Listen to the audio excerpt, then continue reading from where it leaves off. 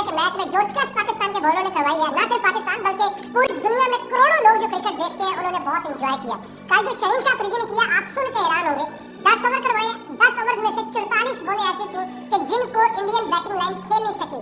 4 शहीन अफरीदी ने विकेट ली है और पहली विकेट तो दूसरी बॉल पे ले ली थी, लेकिन वो फखर जमान ने कैच छोड़ दिया। उसके बाद भी जिस तरीके से रोहित शर्मा को और कोहली को शहीनशाह अफरीदी ने बोल्ड किया, ये क्रिकेट की हिस्ट्री में एक रिकॉर्ड है, क्योंकि आज तक इन दोनों को किसी एक बॉलर ने एक मैच के अंदर बोल्ड नहीं किया। जबरदस्त किस्म की बॉलिंग किया कल पाकिस्तान के बॉलर्स ने।